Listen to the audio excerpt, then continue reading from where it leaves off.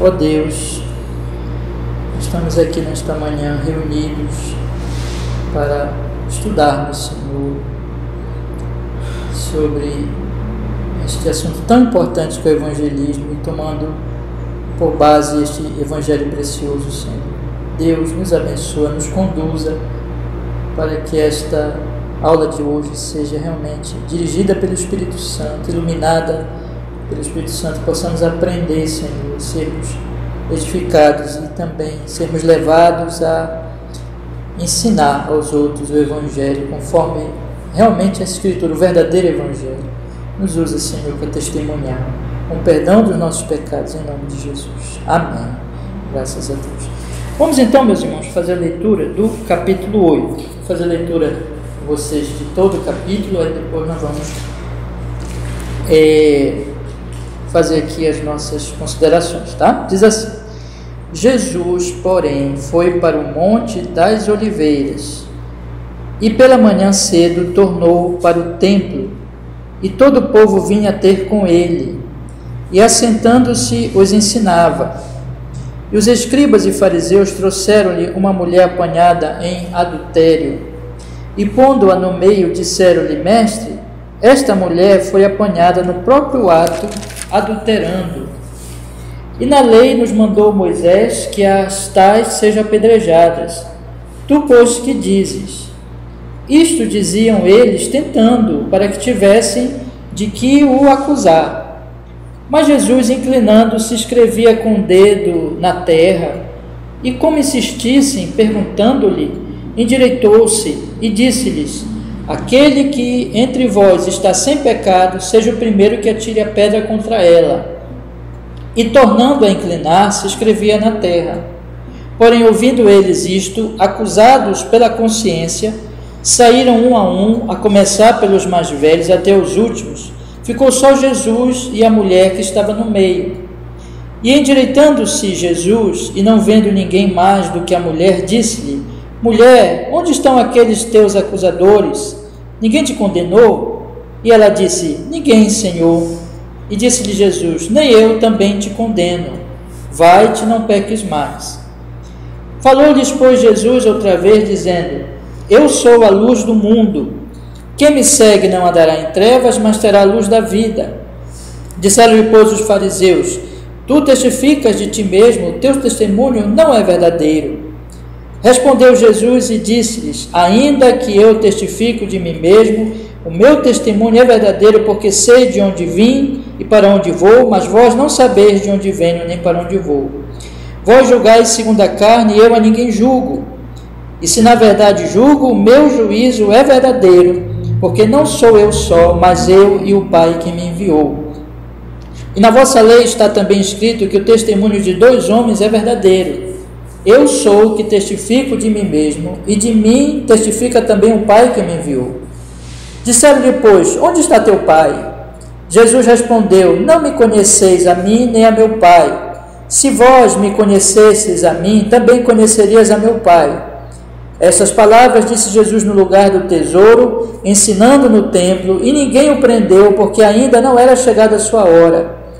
Disse-lhes, pois, Jesus outra vez: Eu retiro-me, e buscar-me-eis, e morrereis no vosso pecado.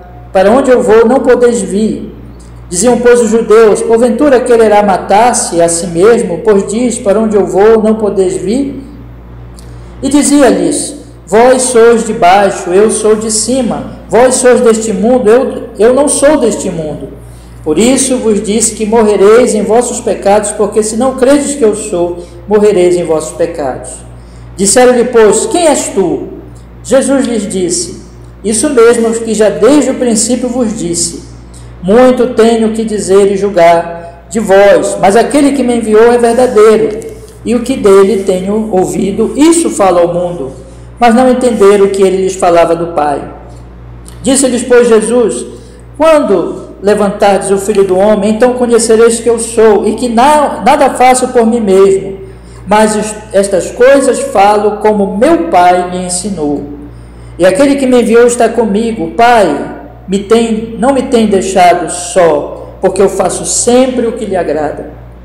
Dizendo ele estas coisas, Muitos creram nele. Jesus dizia, pois, aos judeus que criam nele: se vós permanecerdes na minha palavra, verdadeiramente sereis meus discípulos, e conhecereis a verdade, e a verdade vos libertará. Responderam-lhe: somos descendência de Abraão, nunca servimos a ninguém, como dizes tu, sereis livres? Respondeu-lhe Jesus: em verdade vos digo, que todo aquele que comete pecado é servo do pecado. Ora, o servo não fica para sempre em casa, o filho fica para sempre. Se, pois, o filho vos libertar, verdadeiramente sereis livres. Bem sei que sois descendência de Abraão, contudo procurais matar-me, porque a minha palavra não entra em vós. Eu falo do que vi junto de meu pai, e vós fazeis o que também viste junto de vosso pai. Responderam e disseram-lhe: nosso pai é Abraão. Jesus disse-lhes: se fosseis filhos de Abraão, farias as obras de Abraão. Mas agora procurais matar-me a mim, homem que vos tenho dito a verdade que de Deus tenho ouvido. Abraão não fez isso. Vós fazeis as obras de vosso pai. Disseram-lhe, pois: nós não somos nascidos de fornicação, temos um pai que é Deus. Disse-lhes, pois, Jesus: se Deus fosse o vosso pai, certamente me amarias, pois eu saí e vim de Deus, não vim de mim mesmo, mas ele me enviou. Por que não entendeis a minha linguagem? Porque não poderdes ouvir a minha palavra. Vós tendes por pai ao diabo, e quereis satisfazer os desejos de vosso pai. Ele foi homicida desde o princípio e não se firmou na verdade, porque não há verdade nele. Quando ele profere mentira, fala do que lhe é próprio, porque é mentiroso e pai da mentira. Mas porque vos digo a verdade, não me credes. Quem dentre vós me convence de pecado? Se vos digo a verdade, por que não me credes? Quem é de Deus, escuta as palavras de Deus, por isso não as escutais, porque não sois de Deus. Responderam, pois, os judeus e disseram-lhe: não dizemos nós bem que és samaritano e que tens demônio? Jesus respondeu: eu não tenho demônio. Antes honra meu Pai, e vós me desonrais. Eu, porém, não busco a minha glória. Há quem a busque, eu e julgue. Em verdade eu vos digo, que se alguém guardar a minha palavra, nunca verá morte. Disseram depois os judeus: agora conhecemos que tens demônio. Morreu Abraão, os profetas, e tu dizes: se alguém guardar a minha palavra, nunca provará a morte. És tu maior do que o nosso pai Abraão, que morreu, e também os profetas morreram? Que te fazes tu ser? Jesus respondeu: se eu me glorifico a mim mesmo, a minha glória não é nada. Quem me glorifica é meu Pai, o qual dizeis que é o vosso Deus. E vós não o conheceis, mas eu conheço. E se disser que eu não conheço, serei mentiroso com vós, mas conheço e guardo a sua palavra. Abraão, vosso pai, exultou por ver o meu dia, viu-o e alegrou-se. Disseram-lhe, pois, os judeus: ainda não tens 50 anos e vistes Abraão? Disse-lhe Jesus: em verdade vos digo que antes que Abraão existisse, eu sou. Então pegaram pedras para lhe atirarem, mas Jesus ocultou-se e saiu do templo, passando pelo meio deles, e assim se retirou. Amém. Meus irmãos, que capítulo maravilhoso, né? Olha, irmãos, o nosso método de evangelização, que eu tenho incentivado vocês a usar, é um método de amizade. Quando as pessoas, elas aceitam, já são nossos amigos, nós temos uma certa liberdade, e elas aceitam ler o Evangelho de João conosco. Nós podemos ler, a pessoa pode aceitar, por exemplo, ler o Evangelho inteiro, nós vamos fazendo encontros, sabe? Pode fazer assim. A pessoa pode querer ler um capítulo conosco, ou mesmo um trecho, não importa assim a maneira, a quantidade, o importante é nós podemos usar esse Evangelho para a evangelização, né? Porque é o propósito do Evangelho, apresentar Cristo. João diz isso claramente no final do Evangelho. E também, irmãos, essas lições que nós estamos dando aqui, vocês podem usar até numa oportunidade, às vezes, como eu tenho dito. Às vezes uma pessoa diz assim: irmão, ora aí por nós, né? Sabe que nós somos crentes, ore por nós. E aí nós podemos também, além de orar, ler um versículo de João, né? Anunciar o Evangelho para aquelas pessoas que estão ali. Então, nós não devemos perder a oportunidade, certo? De anunciar o Evangelho. Mas hoje eu quero assim destacar o seguinte, quero sugerir para vocês, como eu sempre tenho feito, temas que nós podemos usar para evangelizar neste capítulo, se nós estivermos usando este capítulo com alguém, né? Em segundo lugar, quero dar para vocês alguns conselhos para evangelistas, né? E em terceiro lugar, eu quero destacar aqui os métodos que estão neste capítulo. Então, sempre nós vamos abordar nesses três aspectos, tá?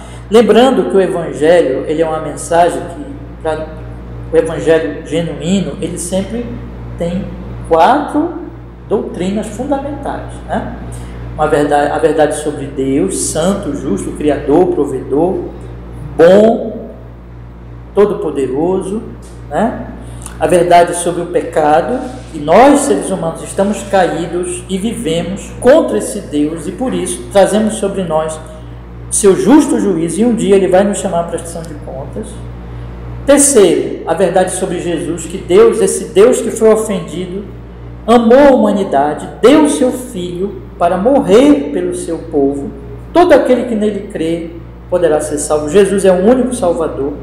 E a quarta verdade, que é exatamente a verdade da conversão, que todo aquele que vai ser salvo precisa, para ser salvo, tem que ouvir, tem que crer em Jesus, confiar em Jesus, se arrepender dos seus pecados e confiar nele. Então isso é a mensagem da conversão, certo?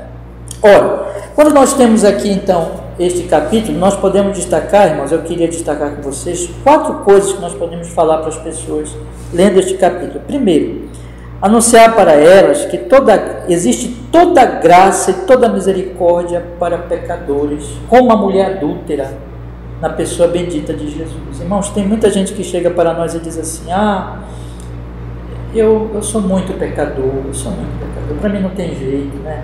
Deus não quer saber de mim, não tem jeito. Ou eu fiz uma coisa errada lá no meu passado, sabe? Eu acho que Deus nunca vai me perdoar. Tem gente que chega assim para nós. Nós devemos ler esse texto aqui da mulher adúltera e dizer para eles: não, meu amigo, Jesus tem perdão.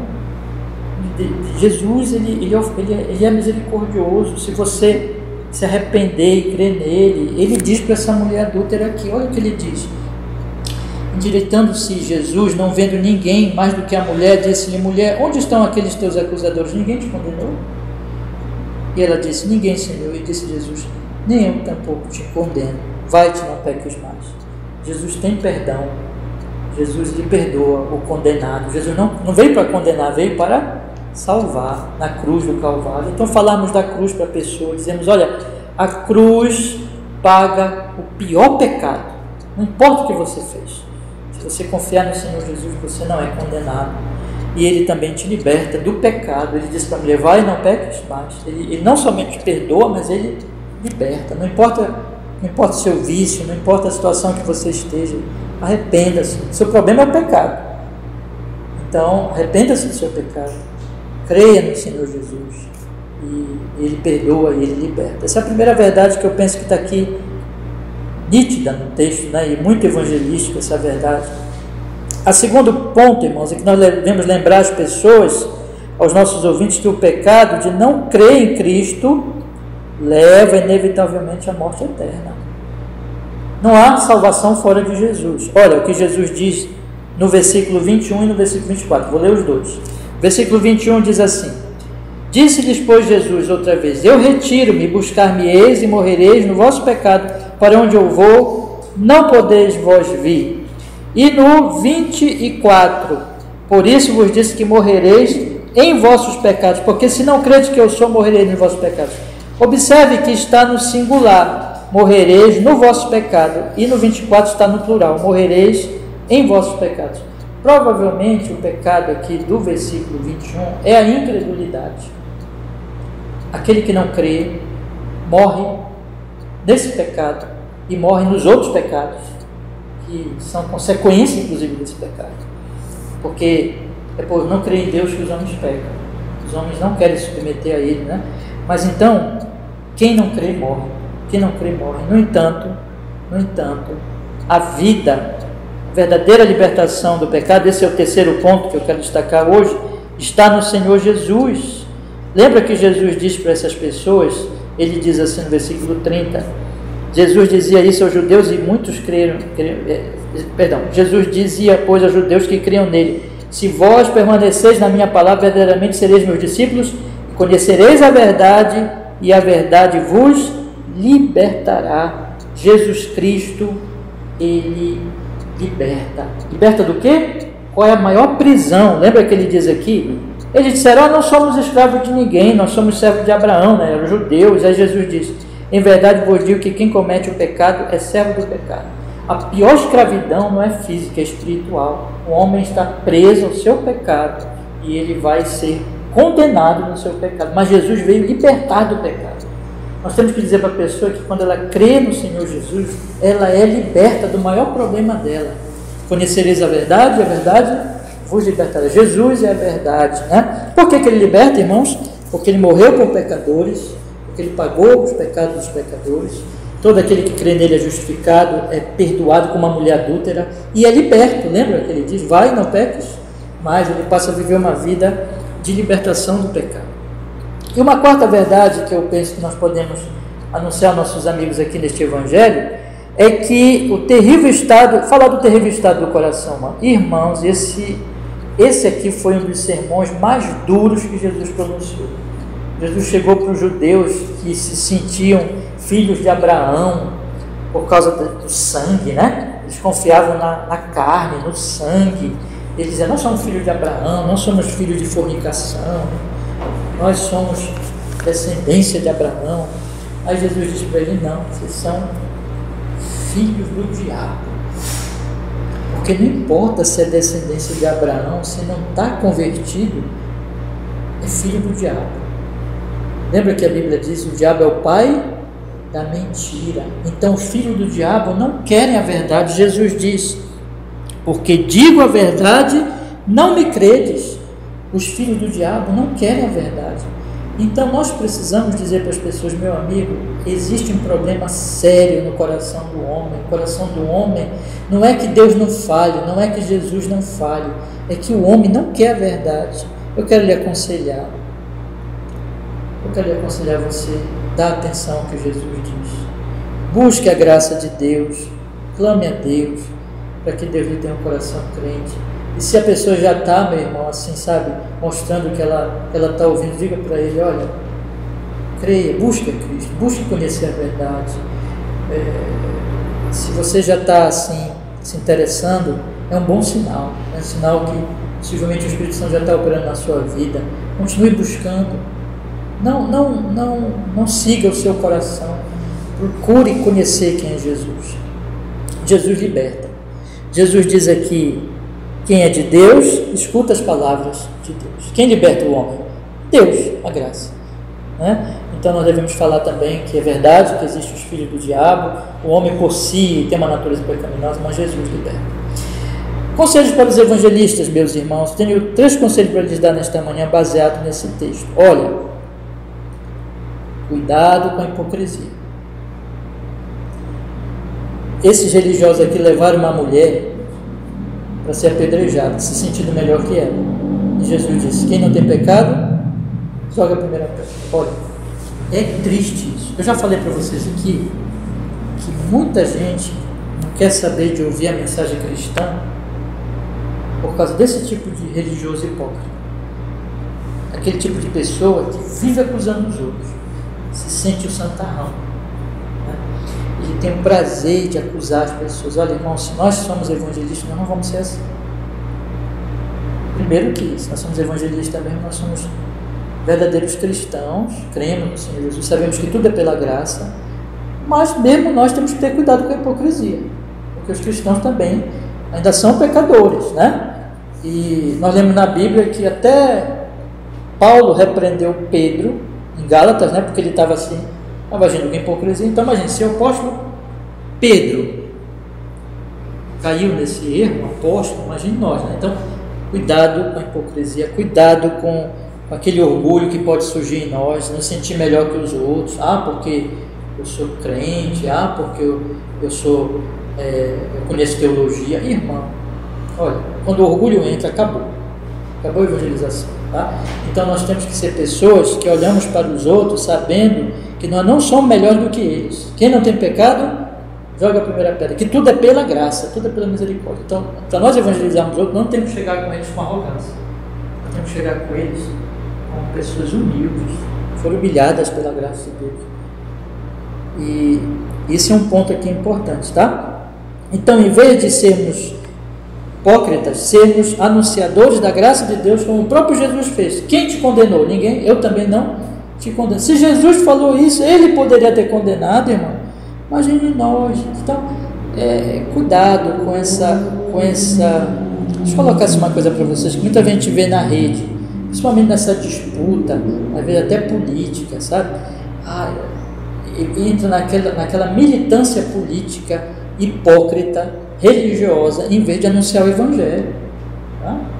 O nosso anúncio é o Evangelho, é a graça de Deus, irmãos. Então, é um ponto aqui que eu quero destacar para vocês. Um segundo conselho aqui é que nós devemos estar conscientes de que os pecadores não ouvirão a verdade.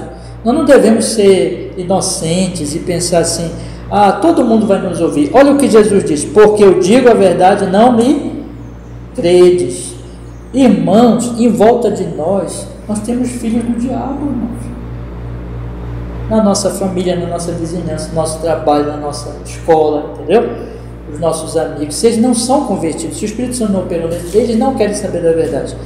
Vocês já têm experiência disso, né? Todo mundo que se propõe assim, até convidar para a igreja ou evangelizar, você sabe, irmão, que o coração se fecha. Uma vez eu fui, só para dar um exemplo para vocês, eu fui visitar uma senhora doente, eu estava numa rede doente, e me chamaram, né, um pastor para orar por ela e tudo.